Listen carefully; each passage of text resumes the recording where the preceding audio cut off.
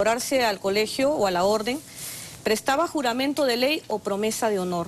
Creo que en ese sentido también los cargos públicos de elección popular están orientados al respeto irrestricto pues, de las confesiones religiosas. Fue una promesa de honor. ¿Cómo escogió usted justamente este versículo? ¿Consideró otros de repente a la hora de pensar qué decir en ese momento, digamos, memorable? Yo no quiero que esto se entienda como algo demagógico, pero de camino del departamento en el que estoy viviendo hacia el Palacio de Gobierno, le pedí al Señor que estableciera en mí palabras que pudieran enaltecer su nombre. Y siempre en mi mente, sobre todo en estas fiestas, como te digo, navideñas, se posiciona las profecías del nacimiento del Mesías.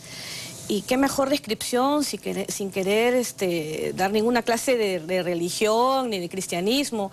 Simplemente decir que ante él hacía esa promesa de honor, cuyo nombre se vaticinó sería admirable consejero, Dios fuerte, Padre eterno, príncipe de paz. Esa es la parte que más me gustó, me pareció la más poética, príncipe de paz. Príncipe de paz. ¿Su iglesia se llama Iglesia Cristiana Pentecostés del Perú, Movimiento Misionero Mundial? No, Víctor. Eso es un error. Yo soy cristiana. Desde el año 89 utilizamos mucho esta manera de hablar los cristianos. Conocí a Cristo, es decir, conocí a un Dios vivo, un Dios perdonador, un Dios que venció a la muerte en la iglesia bautista en Ica. Yo soy iqueña. De ahí, bueno, me fui, poco después me gradué de abogada, me fui a trabajar al sur de Ica, en Nazca.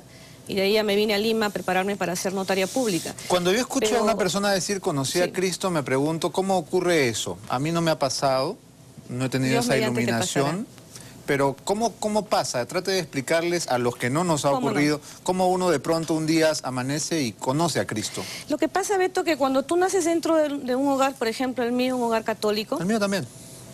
Siempre te inculcan, digamos, catecismo, credos, en los cuales te hacen sentir que no hay posibilidad de salvación para tu alma. O sea, naces con muchas cruces encima, que si no... Muchas culpas, ¿no? Y muchas culpas. Si no ofreces sacrificios, si no tienes determinada línea de conducta, quizá Dios pudiera permitir que te salvases.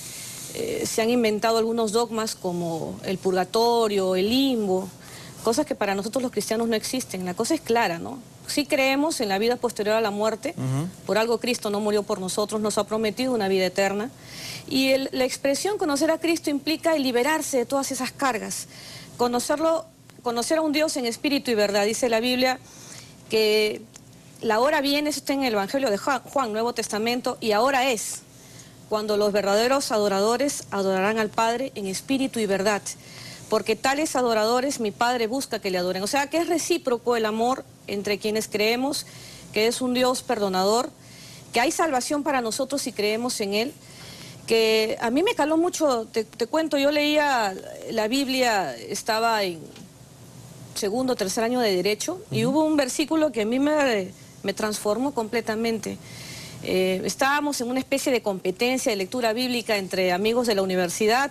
Habían algunos que habían abrazado... ¿Había ese tipo de competencias? Sí, yo estudié en una universidad pública, en la Universidad San Luis Gonzaga de Ica. Sí, claro. Y habían algunas compañeras de estudio que habían abrazado el credo de la Iglesia de los Santos de los Últimos Días, más conocida como los mormones.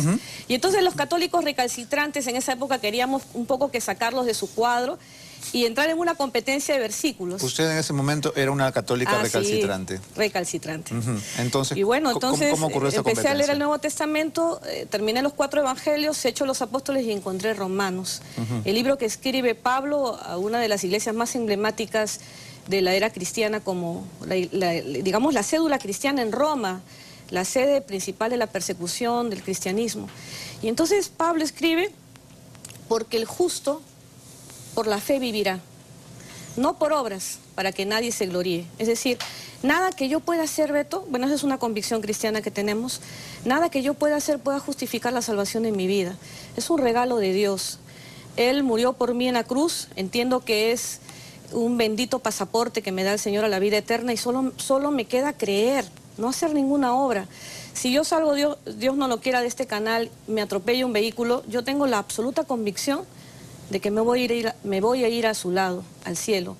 ¿Qué le da esa garantía?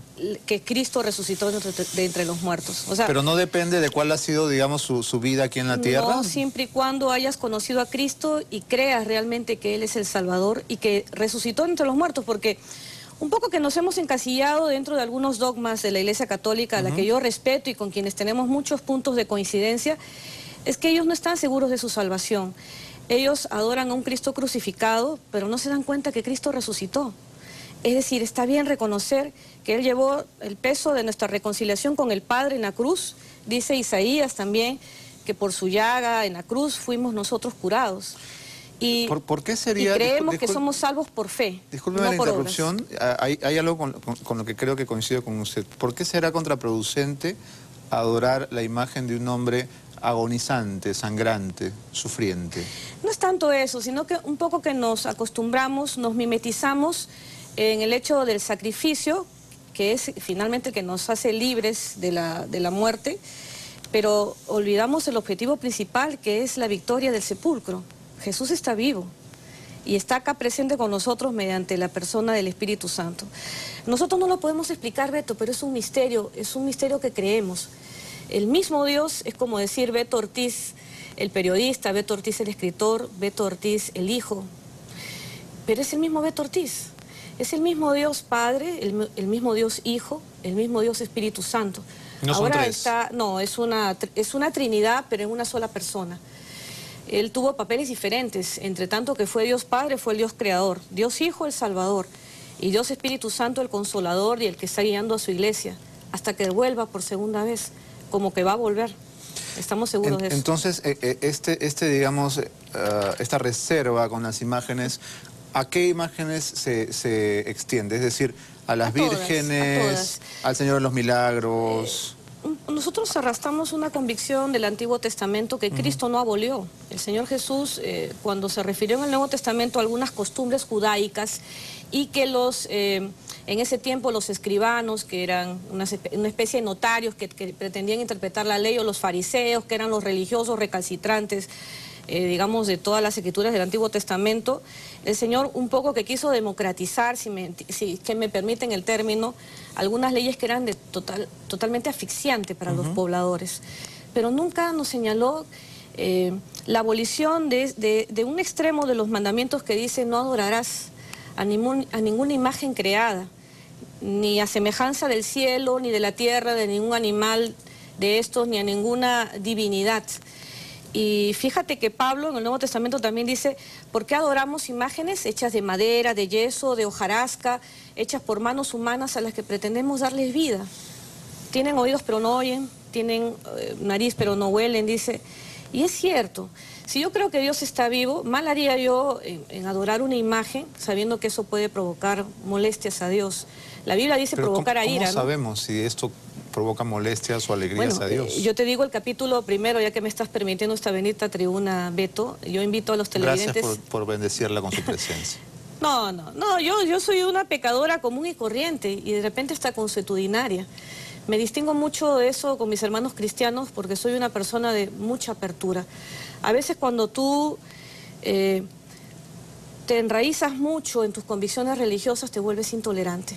O fanático, ¿no? Y para completar lo anterior, para volver a esto, les invito a leer el primer capítulo de Isaías. Ahí hacen una descripción perfecta de lo que el Señor siente al momento de las procesiones y la adoración de imágenes. ¿Qué dice? Y dice el Señor, estoy cansado, dice, estoy cansado. Mira el término que el Señor describe en Isaías 1, de tus fiestas solemnes. Me son gravosas tus sacrificios, tus largas oraciones, hastiado estoy, no las puedo soportar. Hay una descripción completa, pero yo te estoy diciendo, digamos, los versos mucho más duros, ¿no? Si entendemos que Cristo es un Dios vivo, yo no me podría quedar en una adoración de una imagen hecha finalmente por un ser humano común y corriente como nosotros. Y creo que en eso nos distinguimos con los católicos. Por lo demás, compartimos la creencia en Jesucristo. Yo estoy segura que ellos también creen en la resurrección de muertos. Eso es lo que hay. Es más el temor inculcado hacia ellos de que no van a poder alcanzar la salvación, que creen que ofreciendo sacrificios, donaciones, obras de bien social, pero sin que en ello haya un compromiso de corazón, difícilmente el Señor podrá aceptarlo como un sacrificio vivo. Habiendo escuchado un poco la diferencia entre su manera de ver la religión y la religión mayoritaria, que entiendo sigue siendo en el Perú la católica.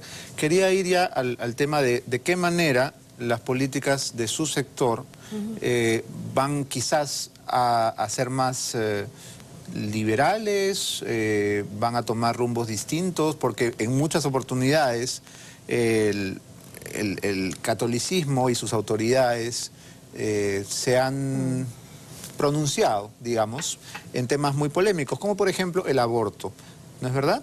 ¿Cuál va a ser esta diferencia que usted va a plantear? He escuchado que ya ha hablado del tema, y en qué difiere de la posición católica. Ya, yo quiero partir de lo siguiente. Yo estoy encontrando un ministerio en una etapa de transición. Cuando se crea el Ministerio de Desarrollo Social y de Inclusión, nos quitan programas nacionales y nos quitan determinadas competencias que son necesarias reestructurar. Yo tengo que establecer cuáles son mis obligaciones, mis responsabilidades, el grado de competencia y cómo podemos hacer que los programas nacionales que han quedado bajo mi tutela puedan realmente proyectarse a la sociedad como queremos. Y lo segundo es que nos proponemos, y cuando me convocó el presidente Humala me pidió mucho esto, yo quisiera, Ana, que tú pudieras implementar el programa Ciudad Mujer con mucho éxito en El Salvador. O sea, esa es mi agenda ahorita, Beto. Sí, no pero obstante, le preguntaba por el aborto porque escuché una opinión suya sobre el aborto terapéutico. Sí, no, sí. ¿Cuál es su posición? Cuando se hizo la entrega del cargo con la ministra Aída García Naranjo, más conocida como Mocha, la prensa me abordó y yo soy una persona muy abierta, aun cuando eso pueda tener algunas consecuencias de carácter político, ¿no? Todo ser humano tiene siempre su cuarto de hora y tú lo has experimentado. A veces en época media de campaña, hora y a veces un día entero. En que haces portada y haces titular y hasta puedes cambiar el rumbo de una elección. Gracias a Dios no estamos en elecciones. Pero no me negué a declarar a la prensa. Eso todavía. Sí te ha pasado, Beto. Sí te ha pasado. Y yo le decía, cuando me comprometieron a la entrevista, que es la primera que yo concedo a la televisión... Muchas gracias por esa deferencia. No, yo le decía a tu enlace es que yo tenía como provinciana, una curiosidad muy grande de conocerte. Yo también, fíjese. Porque tengo dos hechos marcados en mi memoria, digamos, hechos ya como ciudadana, ¿no? Y acá ya más allá de la religión. Recordaba mucho la publicación del video de Curi y Montesinos, cuando todos los medios de comunicación estaban parametrados, la prensa estaba cautiva y el único medio de comunicación que nos permitía hacer una válvula de escape y que realmente nos dijo que no se comía ese cuento del camioncito. Recuerdo que exhibiste unos billetes. El camioncito de pescado. Unos billetes, dijiste que ya eso rayaba ya con la inteligencia, un poco parafraseando la frase. No puedo creer que alguien lo recuerde. Michael. Sí, sí, sí. Aleluya, ministra. Y de verdad que fuiste una válvula de escape para nosotros, sobre todo en provincia, y por supuesto lo fuiste en Lima. Porque en provincia todavía no había Canal N. Canal N, hay que decirlo también, también lo hizo, ¿no? Salía, según entendido, en Canal 13. Canal 11, claro, que era el canal... No llega se llamaba Canal A en esa época. Claro. Y luego el segundo hecho histórico que nosotros recordamos fue la apertura que diste junto con Aldo Miyashiro al tema de Bagua. Mientras las primeras versiones, inclusive del propio Yu Decimos como presidente del Consejo de Ministros, que después rectificó, gracias a Dios, era el señalar que había habido una masacre, pero dirigida exclusivamente a los policías, cuando la masacre fue en líneas generales a todos. De ambos lados. De ambos lados. Y permitiste que los propios pueblos indígenas fueran a tu canal y expresaran su punto de vista. Y no lo hiciste un día, o sea, pusiste en riesgo, yo lo sé, alguna vez he hecho radio y sé que a veces cuando hay presión, alguna vez he hecho noticieros, pero no he pasado más allá de narradora de noticias. No, yo he sido locutora. Pero en ICA, y a veces hemos prestado apoyo en programas periodísticos, pero nos hemos limitado simplemente a leer la pauta que te elaboran generalmente para darle el sentido de una noticia. Pero sabemos cómo se pone en riesgo la cabeza de un periodista cuando todos los medios de comunicación reciben una orden directa del poder político y que, bueno, te dejan libertad para declarar, pero no continuar con el tema. Y entonces tú diste apertura durante muchos días en el canal, creo de Panamericana, con Aldo Miyashiro. No, eso fue sobre aquí. El tema de Lo de Bagua fue en este canal. Sí. A nosotros nos pareció espectacular y era un tema que conversábamos mucho. Mis actividades notariales tenía muchas diligencias con los sectores universitarios. Y era, ¿viste a Ortiz anoche? De esos dos hechos históricos, por lo menos para mí, había una curiosidad para conocer. Yo le agradezco, ¿no, ministra, que haya sido televidente nuestra, pero no me puedo olvidar la pregunta que le hice. No, mira. El tema era